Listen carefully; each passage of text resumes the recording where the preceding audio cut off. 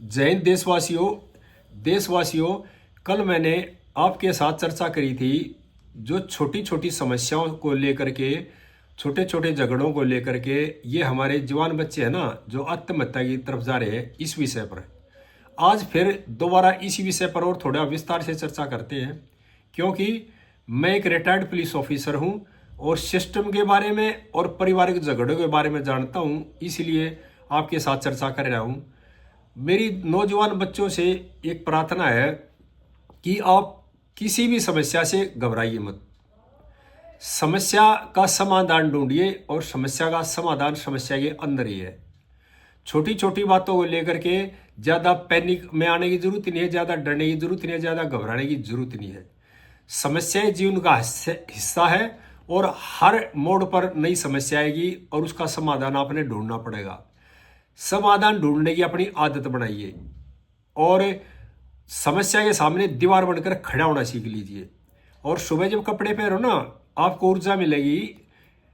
शीशे के सामने खड़े होकर के और अपने आप में से सवाल करिए और ये कहना कि मैं भी तो एक इंसान हूं, और देखना आपको कितनी ऊर्जा मिलती है। और रही सिस्टम की बात, अगर किसी थाने में आपका किसी पुलिस ऑफिसर के पास है और उसके काम से आप संतुष्ट नहीं हैं और आपको ये लग रहा है कि ये अधिकारी भ्रष्ट है, तो आपको अपना केस या अपनी शिकायत बदलवाने का पूरा अधिकार है। इसमें बिल्कुल घबराने की जरूरत नहीं है, ये आपका कानूनी अधिकार है। अगर मुझे इस ऑफिसर पर विश्वास नहीं है, मुझे न्याय नहीं देगा, तो आप एक सिंपल सी दरखास्त लिखिए, उसके सीनियर ऑफिसर के सामने रख दीजिए। अगर जी मुझे इस पर विश्वास नहीं है, मेरा केस या मेरी शिकायत किसी दूसरे अफसर को ट्रांसफर की जाए। ये भी वो है, अगर जो ईमानदार आदमी है ना, वो आपको बिल्कुल परेशान नहीं करेगा, उससे घबराने की जरूरत नहीं है। हाँ, ये हो सकता है कई बार आदमी के पास वर्कलोड ज़्यादा होता है और वो मानसिक तौर पर खुद ही परेशान हो और आप उस टाइम पर उसके सामने आ जाए और कोई हॉट आर्गूमेंट हो जाए, तो उस विषय पर ज़्यादा डरने की जरूरत नहीं है। आराम से कूल माइंड होगा, उस पर दोबारा बात कर लो। ऐसा भी वो भी ह्यूमन है और उससे भी गलती हो सकती है, लेकिन एक दो बार मिलने से ये पता लग जाता है कि ये आदमी ईमानदार है या ये आदमी भ्रष्ट है। तो एक दो बार मिलने के बाद उसको जज कर लो। अगर ये आदमी अच्छा नहीं है और ये भ्रष्ट आदमी है और ये मेरे साथ न्याय नहीं करेगा, तो अपनी शिकायत अपना केस दूसरे को ट्रांसफर करा सकते हो आप। अगर आपका केस किसी कोर्ट में चल रहा है तो उसमें भी यही प्रोसीजर है। अगर आपको ये लगता है कि ये जज मुझे न्याय नहीं देगा, ये जज सही नहीं है, ये जज ईमानदार नहीं है और ये जज दूसरे पक्ष का पक्ष ले रहा है, तो उसमें भी आप अपने वकील से कहो, अगर भाई मेरा केस दूसरी कोर्ट में ट्रांसफर कराओ। अगर वकील नहीं कराता, कई बार ऐसा हो जाता है, अगर आपको ये शक लगे या अगर आपको ये पता चले कि भाई ये वकील भी ठीक नहीं है मेरा, तो दूसरा वकील कर लो। और वकील नहीं मानता या नहीं करता और आपको ये लग रहा है कि भाई मैंने तो आज ही कराना है, तो आप एक सिंपल से कागज लो और उस पर उस जिले, हर जिले में एक डिस्ट्रिक्ट जज होता है, उस जज की कोर्ट में जाओ और 2 लाइन की दरखास्त लिखो, जी मेरा ये नाम है, ये एड्रेस है, ये मेरा केस है और इस थाने का केस है, इस कोर्ट में चल रहा है और मैं उस जज से संतुष्ट नहीं हूँ, मेरा केस किसी दूसरी अदालत में ट्रांसफर किया जाए।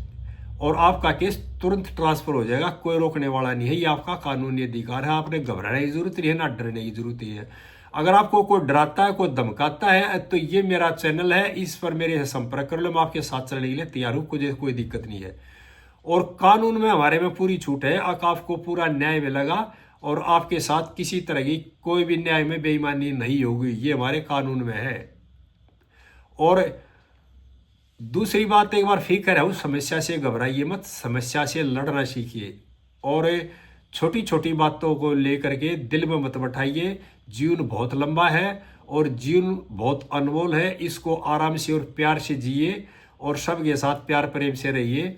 अगर किसी आदमी के साथ आपको किसी बात को लेकर झगड़ा है, तो उसको थोड़ा इग्नोर करना भी सीखिए। इग्नोर करोगे तो बहुत फायदे में रहोगे। कई बार आप लोगों ने देखा होगा, चलते चलते एक दूसरे की गाड़ी एक दूसरे टच हो जाती है, थोड़ा बहुत नुकसान हो जाता है, तो वहां झगड़ा कर लेते हैं, सिर फोड़ लेते हैं, आदमी तक मार देते हैं। वो बिल्कुल गलत है। कोई बात ही, रोड पर चल रहे हो, ट्रैफिक ज्यादा है, तो गाड़ी लगी तो गाड़ी ठीक हो जाएगी। गाड़ी ठीक हो में लगे 1000, 500, 2000, 10,000 रुपये, लेकिन झगड़े में लग जाए लाखों रुपये। तो ये भी सोच कर आदमी ने अपने दिमाग में रखनी चाहिए, ज्यादा गुस्सा नुकसानदायक होता है। और रही घरेलू झगड़ों की, अगर पति पत्नी में किसी बात में विचार में मतभेद है, तो मैं एक और आपको नई बात बता रहा हूँ, पत्नी के साथ कभी भी आप है ना वो उलझिए मत, ये आपके लिए नुकसानदायक है। पत्नी को प्यार से हैंडल करिए और उसकी बातों को मानिए। और कई बार छोटी छोटी बातों लेकर बड़े बड़े झगड़े हो जाते हैं। इतना ही है, कभी ये कह दो पत्नी यार ये साड़ी डाल रखी बहुत अच्छी लग रही है, और कई बार ये कह दो वह डाली थी ना उसकी शादी में गए थे वह बहुत अच्छी लग रही थी, वो उस समय राजी हो जाएगी, हर घर की समस्या जब भी खत्म हो जाएगी। कई बार क्या होता है वह घर के काम में रहती है, बच्चों को पालती है, उसने सास की भी सुननी है, ससुर की भी सुननी है, और वर्किंग हुई भी तो नौकरी करी तो बॉस की भी सुननी है, तो उसमें भी इतना बर्दाश्त का मादा नहीं रहता। तो इन बातों को भाई इशू मत बनाइए।